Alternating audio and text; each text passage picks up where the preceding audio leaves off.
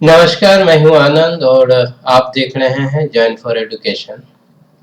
आइए linear programming नामक chapter के एक प्रश्न को पूरे डिटेल्स के साथ सॉल्व करते हैं। इस चैप्टर से सीबीएसई और अदर स्टेट बोर्ड एग्जामिनेशन में प्रश्न पूछता है। इसके प्रश्न काफ़ी आसान होते हैं और इसके सॉल्व करने का तरीका भी काफ़ी आसान होता है। तो लेट्स सी द क्वेश्चन।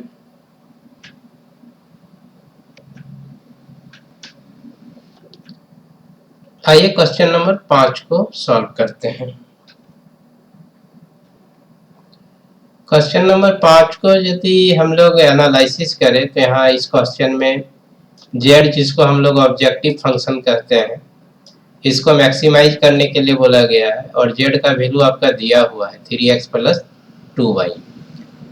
अगर इसके सब्जेक्ट टू में देखें या कंस्टेंट को देखें तो x plus 2y less than और इक्वल टू 10 है आपका, 3x plus Y less than और इक्वल टू 15 है आपका, x और y दोनों ही आपका ग्रेटर देन और इक्वल टू 0 है। अगर इसको आप काउंटिंग करना शुरू कर देते हैं तो x plus 2y less than और equal to 10 1, 3x plus Y less than और इक्वल टू 15 ये आपका 2 हो जाएगा, x ग्रेटर देन और इक्वल टू 0 ये 3 हो जाएगा, y ग्रेटर देन और इक्वल टू 0 ये आपका 4 हो जाएगा। तो इस क्वेश्चन में आपका 4 इनइक्वेशन, इनइक्वालिटी या असमीका बोल सकते हैं दिया हुआ है।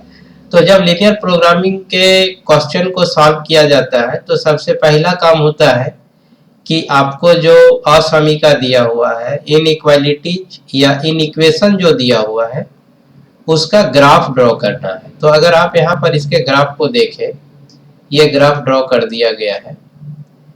ये आपका इस लाइन को अगर देखें तो आप आपका ये x 3x प्लस वाई बराबर 15 का ग्राफ है। अब बात है कि यदि इसको असमीका कर दे, ग्रेटर देन या लेस देन, और ग्रेटर देन और लेस देन 15 अगर कर दे तो ये आपका असमीका हो जाएगा, इनइक्वालिटीज हो जाएगा या इनइक्वेशन हो जाएगा। तो उस केस में हम लोगों को राइट या लेफ्ट हैंड साइड में शेड करना पड़ता है या उस पोर्शन को देखना पड़ता है कि इसका कौन सा पोर्शन शेडेड होगा। यदि ये ग्राफ है, अगर ये आलेख है, अगर आपका लेस देन और इक्वल टू किसी वैल्यू से है तो आपका लेफ्ट हैंड साइड में उसको हम लोग शेडेड कर देते हैं। हाफ दैट शेडेड का जो आपका कंसेप्ट है वो क्लियर हो गया होगा, शेडेड का जो अवधारणा है वो आपका बिल्कुल क्लियर हो गया होगा। तो इस वाले केस में अगर आप यहाँ देखें 3x प्लस वाई आपका लेस देन और इक्वल टू 15 है तो लेफ्ट हैंड साइड में इसको शेडेड करना होगा। ठीक उसी तरह से x plus 2y equal to 10 का ये आपका स्ट्रेट लाइन जो है वो ग्राफ है, लेकिन x plus 2y less than और इक्वल टू अगर 10 कर दे तो फिर इसके लेफ्ट हैंड साइड को हमको शेडेड कर देना होगा।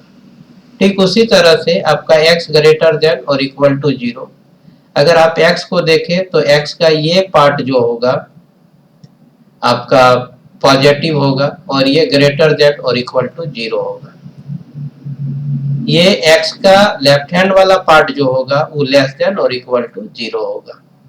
सिमिलरली यदि आप y में देखते हैं तो ये x एक्सिस का जो अपर वाला जो पार्ट होगा वो आपका y ग्रेटर देन और इक्वल टू 0 होगा। अगर बिलो वाला पार्ट लेते हैं तो y लेस देन और इक्वल टू 0 होगा। तो इस केस में यहाँ पर जो है आपका x ग्रेटर देन और इक्वल टू 0 है, y ग्रेटर देन और इक्वल टू 0 है। तो x वाले केस में ये राइट हैंड साइड में आपका शेडेड रीजन होगा या शेडेड पोर्शन होगा, और y वाले केस में आपका ऊपर वाले में माने अपर पार्ट में आपका शेडेड पोर्शन होगा। तो ये आपका ये जो जितने असमीकाएं थी जो यहाँ पर बोले थे x plus 2y less than और equal to 10, 3x plus Y less than और इक्वल टू 15, x और y ग्रेटर देन और इक्वल टू 0 का आपका कॉमन शेडेड पोर्शन ये हो जाएगा, जिसका कॉर्नर पॉइंट आपका O होगा, A होगा, फिर B होगा और आपका C होगा।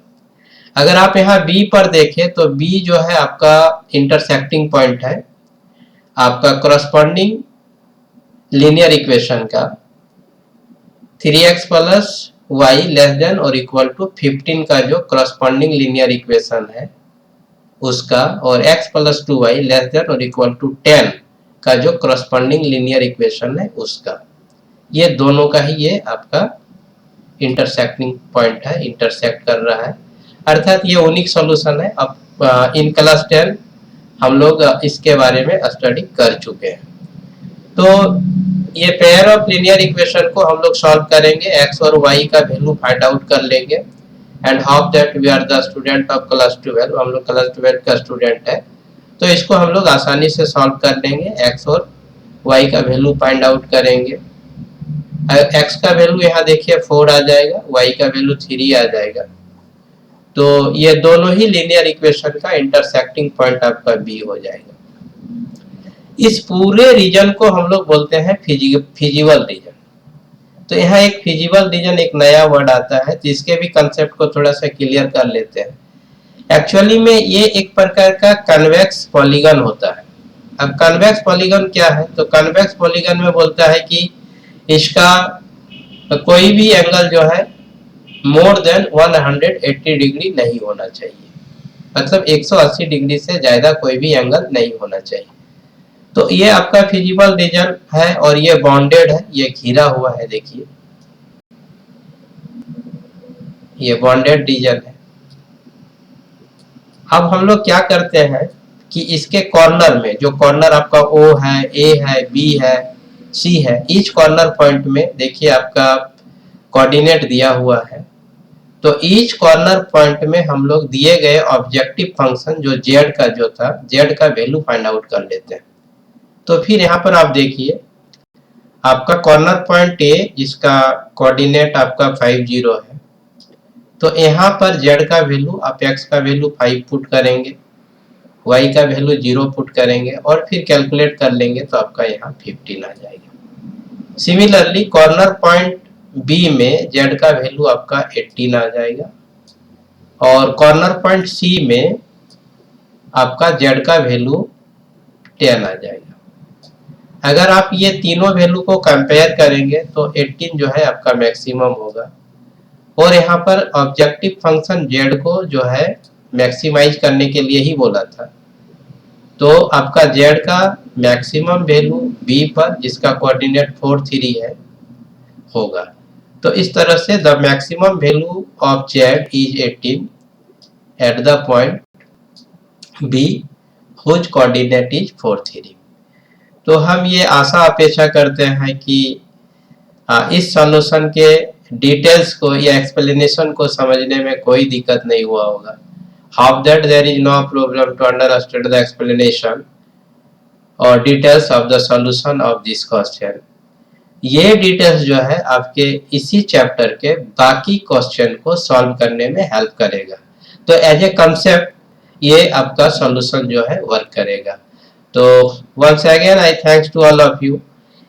मैं आप लोगों को धन्यवाद करता हूं कि आप मेरे साथ इस सॉल्यूशन के एक्सप्लेनेशन और डिटेल्स तक बने रहे, और ये भी आशा अपेक्षा करता हूं कि ये सॉल्यूशन जो है, इस सॉल्यूशन के डिटेल्स या एक्सप्लेनेशन जो है कक्षा 12 में पढ़ने वाले विद्यार्थी जिनका एक विषय गणित है के लिए उपयोगी होगा। साथ ही साथ हमारे साथ कुछ श्रोता भी होंगे, तो वैसे श्रोता जो गणित में रुचि रखते हैं उनके लिए भी ये उपयोगी होगा।